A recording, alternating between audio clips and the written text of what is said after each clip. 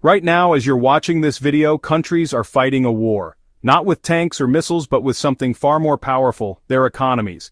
This is economic warfare, and it's reshaping the global balance of power in ways most people never see coming. While everyone focuses on military conflicts making headlines, the real battles determining which nations rise and fall are happening in boardrooms, central banks, and trade negotiations.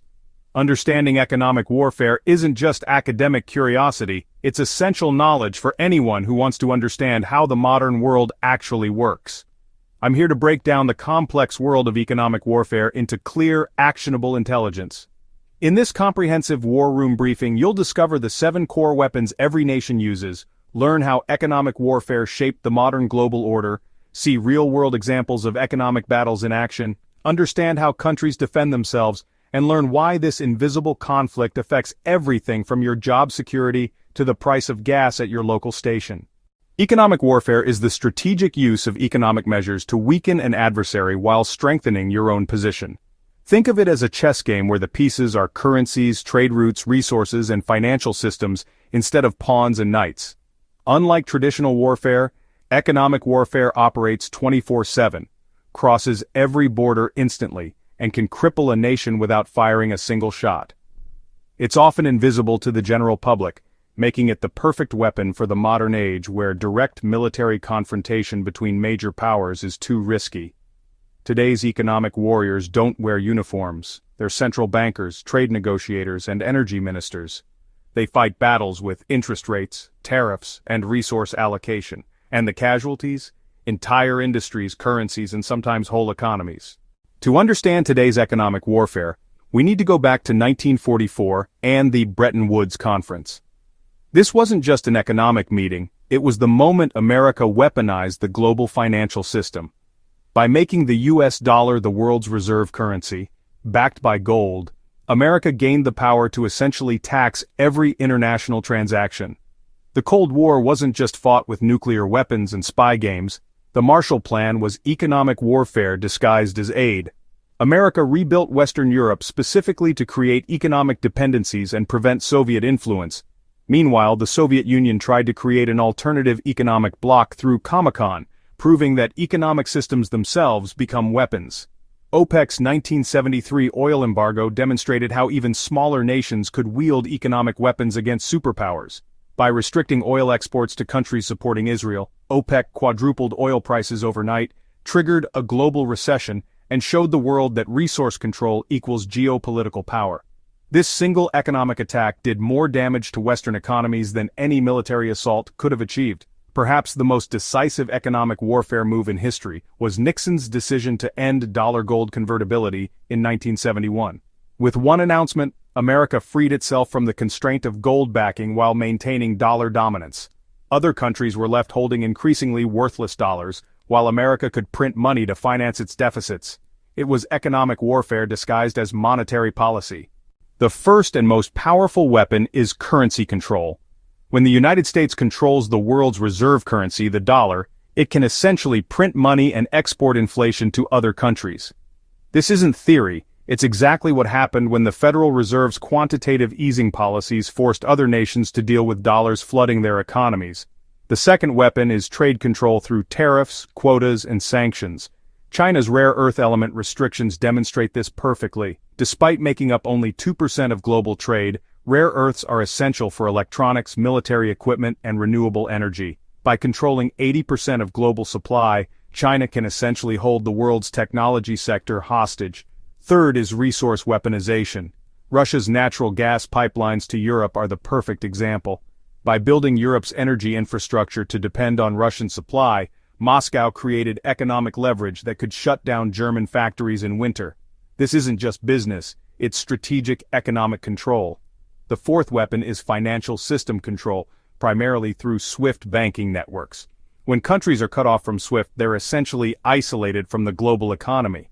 It's like being banned from using the internet in the digital age, technically possible to survive, but practically devastating. The fifth weapon is debt trap diplomacy, providing loans that countries cannot repay, then seizing strategic assets when they default. China has perfected this through the Belt and Road Initiative. Sri Lanka's Hambantota port is the textbook example. When Sri Lanka couldn't repay Chinese loans, China took control of the port for 99 years, gaining a strategic naval position in the Indian Ocean. Sixth is technology transfer coercion, forcing companies to share intellectual property as the price of market access. China requires foreign companies to partner with Chinese firms and transfer technology as a condition of doing business. This isn't just trade policy, it's systematic knowledge theft that builds economic and military capability. The seventh weapon is strategic investment blocking, preventing foreign acquisitions of critical industries. When China tried to buy German robotics company KUKA, Europe blocked the deal to prevent technology transfer. Similarly, America's Committee on Foreign Investment reviews all major foreign acquisitions, turning investment approval into economic warfare. Let's examine the most important economic war happening right now, the strategic competition between China and the United States. This isn't just about trade deficits or tariffs, it's about which economic system will dominate the 21st century. China's approach is patient and systematic. Through the Belt and Road Initiative, they're creating economic dependencies across Asia, Africa, and Europe. By financing infrastructure projects that countries can't repay, China gains control over strategic ports, railways, and resources. They're also building alternative financial systems like the Asian Infrastructure Investment Bank to challenge Western-dominated institutions. America's response combines multiple weapons. First, technology restrictions preventing China from accessing advanced semiconductors. Second, alliance building through trade partnerships that exclude China. Third, dollar dominance enforcement by pressuring countries to choose between Chinese investment and access to U.S. financial systems. The real battle is over semiconductors, the oil of the 21st century. Taiwan produces 90% of the world's most advanced chips. America controls the software and equipment needed to make them. China needs them for everything from smartphones to military systems. This isn't just trade competition, it's a battle for technological supremacy that will determine global leadership. Smart countries don't just attack, they defend. The first defense is economic diversification. After Russia's gas weapon was exposed, Europe is frantically diversifying energy suppliers and building LNG terminals. No single supplier should control more than 30% of any critical resource. That's the basic rule of economic security. Second is building strategic reserves. America's strategic petroleum reserve can supply the country for months during an energy crisis. China hoards everything from oil to rare metals to food supplies. These reserves break the weapon of resource dependency by providing time to find alternatives. Third is forming economic alliances. The European Union pools economic sovereignty to resist pressure from larger powers. The USMCA trade agreement creates North American economic integration that excludes China. India, Japan, and Australia are building supply chain partnerships to reduce Chinese dependence. Alliance building is defensive economic warfare. Fourth is developing alternative financial systems. Russia created its own version of SWIFT called SPFS. China built the cross-border interbank payment system.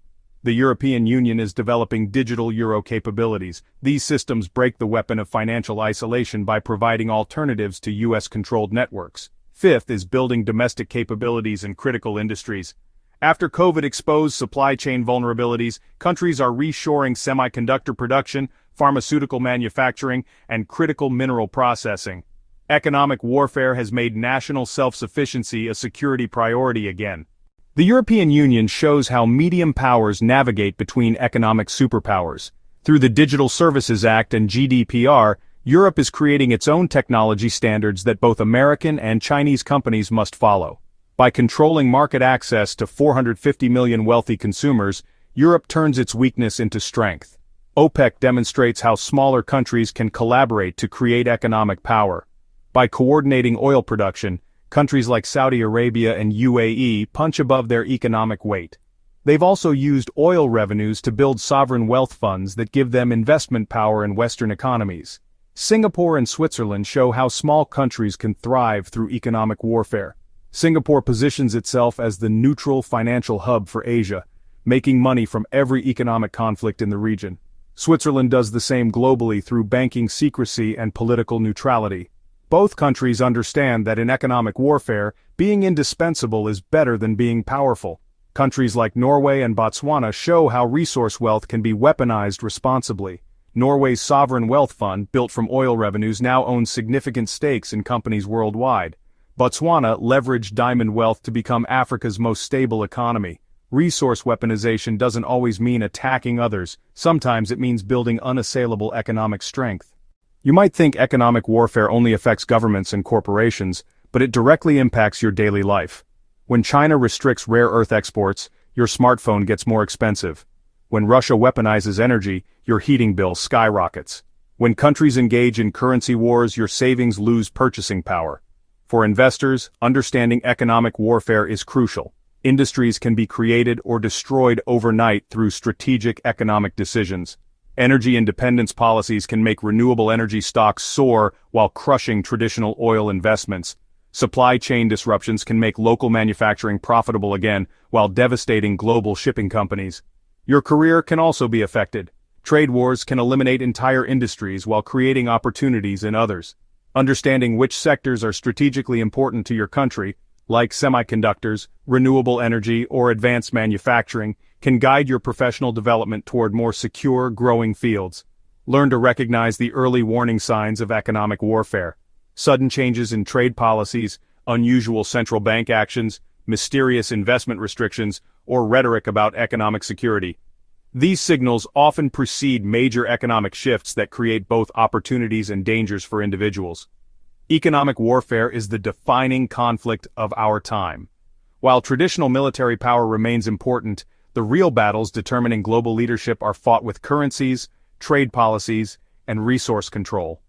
Understanding these invisible wars helps you make better decisions about investments, career choices, and even where to live. As global tensions increase and economic interdependence deepens, economic warfare will only intensify.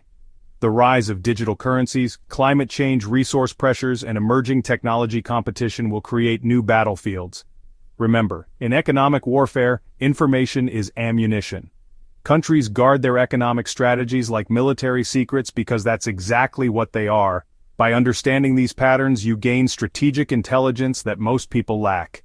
This comprehensive guide is just the beginning of your economic warfare education. Subscribe to the Economic War Room for weekly strategic intelligence briefings, and hit the notification bell so you never miss critical updates on the invisible conflicts shaping our world. In our next briefing, we'll dive deep into how the US dollar became the ultimate economic weapon and why some countries are desperately trying to break free from its control. Remember, in the age of economic warfare, knowledge isn't just power, it's survival. Welcome to the Economic War Room.